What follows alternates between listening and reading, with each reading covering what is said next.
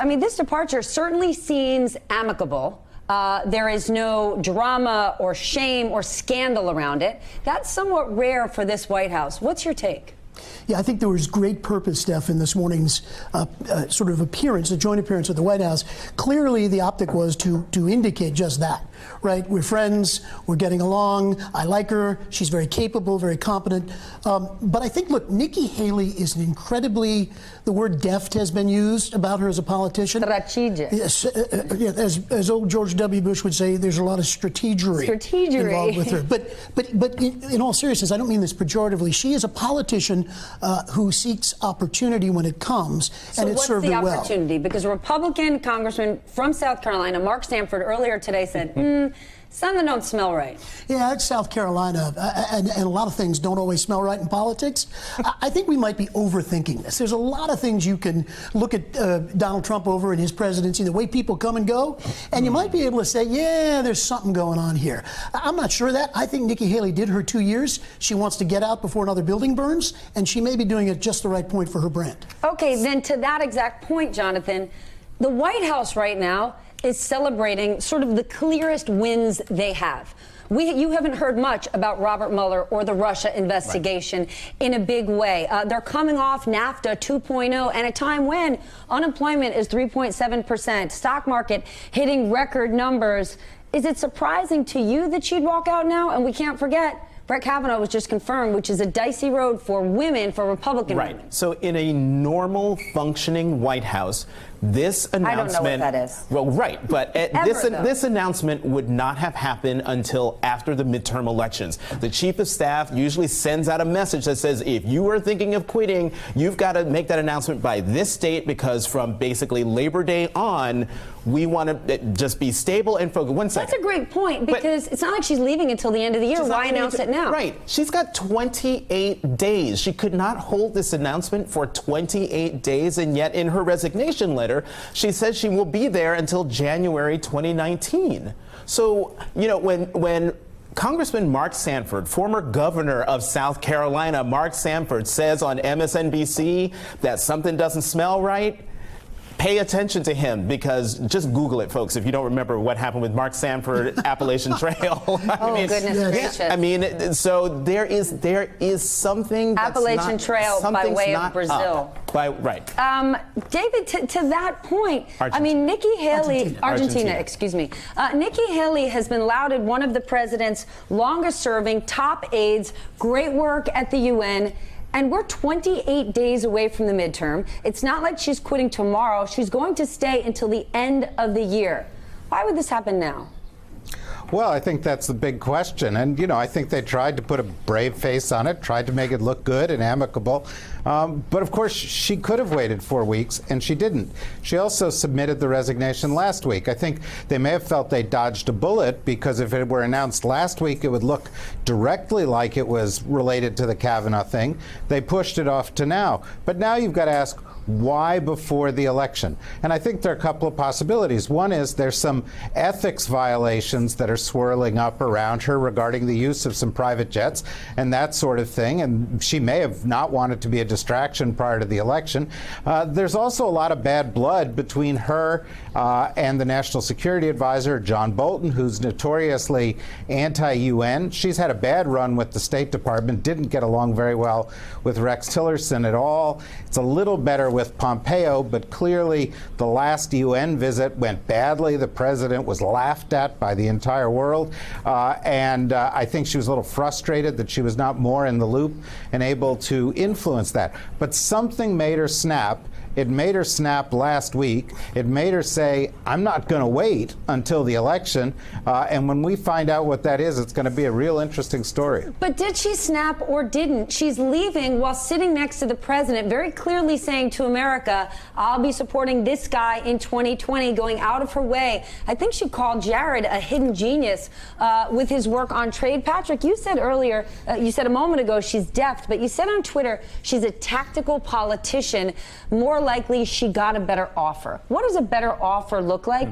And do you believe it's one that the president approves of? Yeah, I think if we're going to use our olfactory skills here, what I smell is opportunity for Nikki Haley. And what does that look like? Well, that could be a corporate opportunity. That could be something outside of direct politics.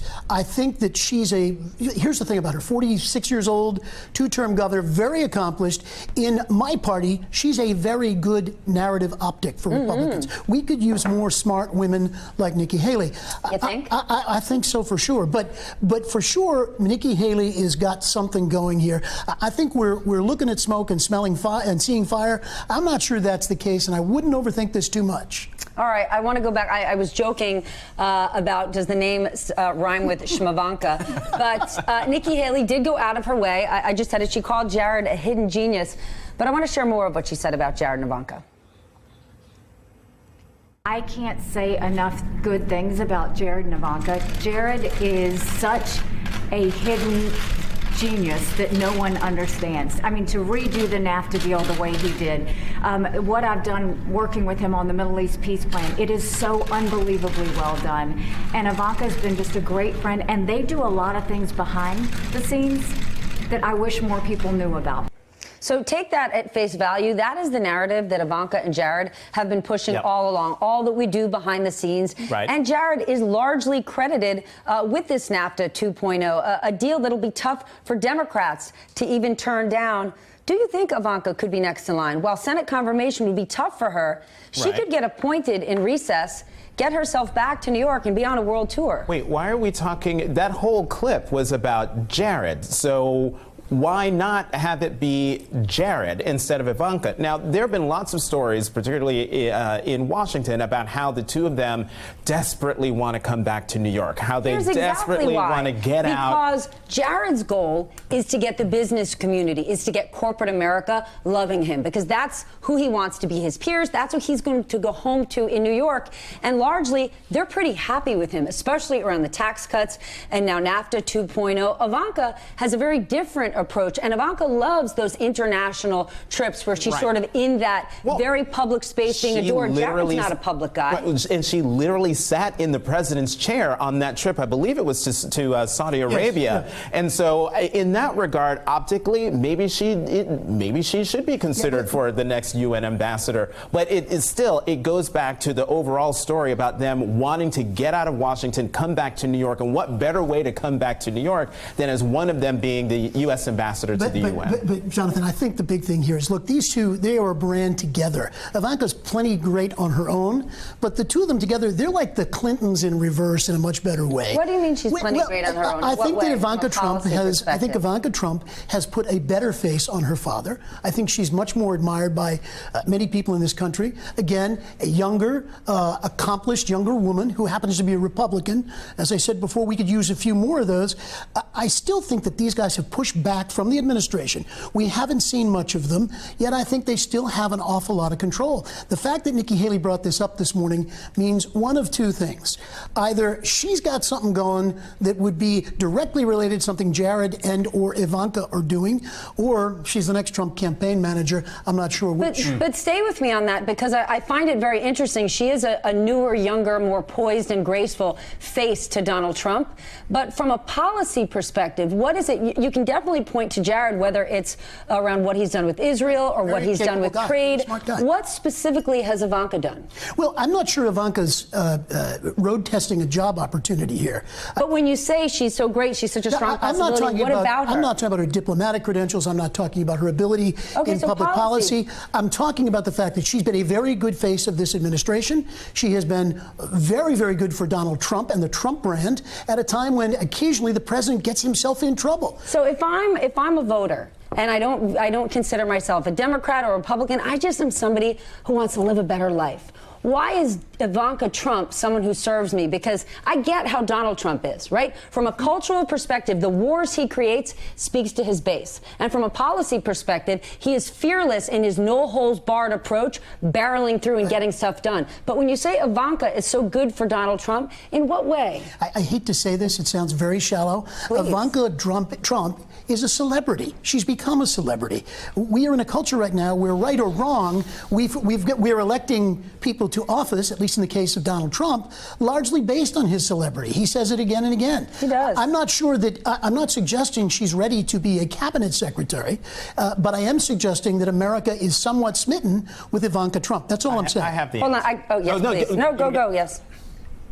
In a job, well, in an administration where the president plays to his base and the base feels like the president doesn't get enough credit, and a president for whom family is everything and he's putting family members all around him, it makes sense that he would even think about putting, say, Ivanka in that job, because then it's someone he knows, someone he trusts, and someone who will do exactly what he wants her to do. So her policy chops don't matter here. David, last point to you.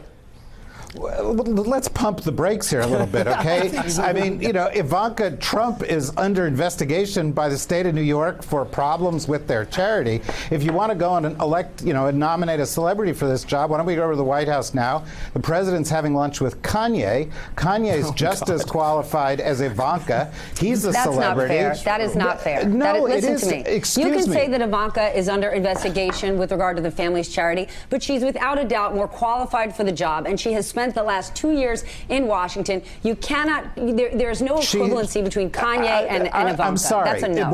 Well, you may believe that, and I respect that, but the reality is what Ivanka Trump has gone out and done is a lot of photo ops. She's achieved nothing substantive. She sat in the president's chair. Meanwhile, she's been getting trademarks for her business along the way. She's been involved in a whole bunch of ethical issues that raise a lot of eyebrows, and I don't think there is anything substantive that anybody can point to that suggests she's a legitimate candidate to be an ambassador for the U.S., other than the fact that she's genetically related to the President of the United States. Who has suggested that? We've had a little fun with this today, Stephanie, but I don't think anyone really believes Donald Trump is considering Ivanka for the ambassador to the UN. Have you seen who the president is? Yeah, well, I understand that. Everything is possible. Let me take that Here back. we go. Anything's Ready? possible. I got a $2 bet with you right here. I'm going to take your money. I have a $2 bet, your money, not $10,000, Mitt Romney, a $2 bet that at the very least she's on the short list to be ambassador to the United Nations. But the bottom line is, our bet is she doesn't become ambassador to the U.S. You know what? I get two if she does. I'm willing to lose the $2. All right, let's go for it. Let's go for it. Couldn't buy me a pair of Yeezys, because I'll give you that, Kanye. He knows how to sell out sneakers. Hey, MSNBC fans, thanks for checking out our YouTube channel. Subscribe by clicking on that button down there and click on any of the videos here to watch the latest interviews and highlights. You can get more MSNBC for free every day with our newsletters. Just visit msnbc.com/newsletters to sign up now.